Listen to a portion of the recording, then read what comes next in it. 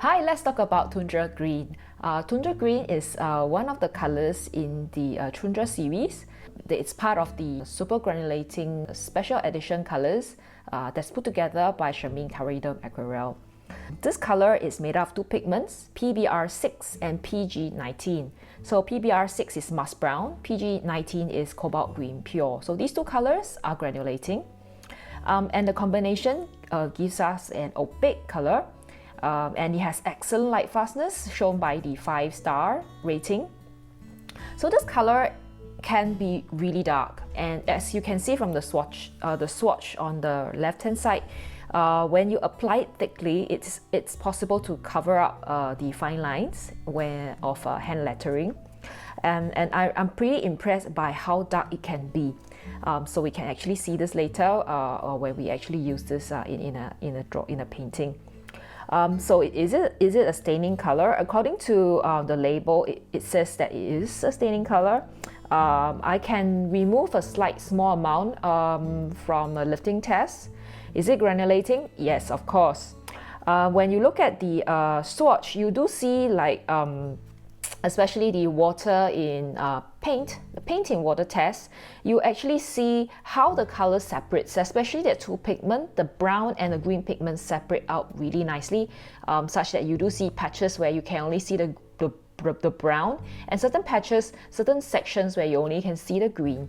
And this makes it a very dynamic and very beautiful textured color. You can use it in many applications. So when you look at the gradient test, you do see like the brown is slightly has a smaller particle size, so it does move down a little bit much faster than the green pigment. And it glazes okay. You can actually plow on and it becomes more and more opaque.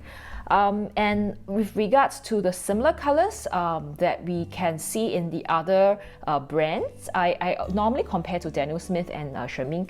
And for Daniel Smith, the closest color I can find is undersea green, which is a blue and a yellow. But it's not exactly the same, because you will not see this beautiful brown color that separates out from the green.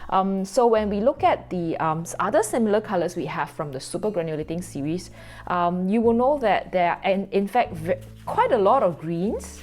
If you have been following my series, if you look at the earlier colors, the Glacier, Deep Sea and the Galaxy colors, you will know that they actually have got two greens, the Deep Sea green and the Glacier green.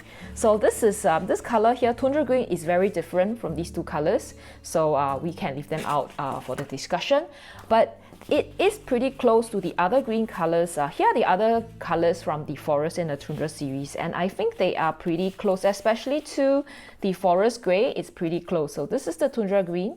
There's more brown in it, but it does have the same kind of feel, the old, the earthy green color. So the other greens, like the Forest green and the olive is more yellow. Forest green is definitely more green. The forest brown here it's also a more greenish than it is than the Tundra green. So I think this is pretty close. But there's really more blue to this color. So here are all the colors that I think are pretty close. That's in the range. When we look at the mixes, I will mix it with the primary, the colors of the rainbow. And what I find is that it is saturated most of the colors. Although I would say it more, you would actually see more color because it's so strong, it's so opaque. You actually see more difference in that color when you use very strong color pigments like the phthalo blue. You can actually see this. Otherwise, and for example, your phthalo green. So these very strong colors, you actually see more difference in when you mix them together. But for those colors like the lighter colors like the cerulean blue, this one will overpower, and it would just give you a brown, especially when you see the together the reds and the pinks and the orange. You'll see a very nice, a very neutralized brown color. So I really love this color because with just one, you just need this color in a tube. One swipe, put enough water, it's gonna separate out and give you all these beautiful texture without you thinking too much about it. So where would I use this color? Probably in of course, you know, painting the woods, forests, green plants, greenery. These would be suitable. Moss, maybe a part of the dilapidated building, or very old building that's overgrown with weeds and grass and stuff like that. And these are just things that I can think of.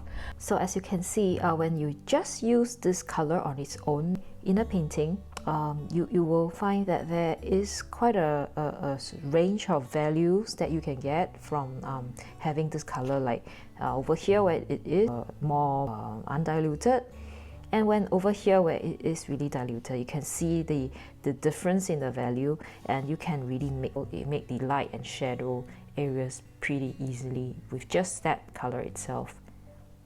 So let's see how you can use this in drawing.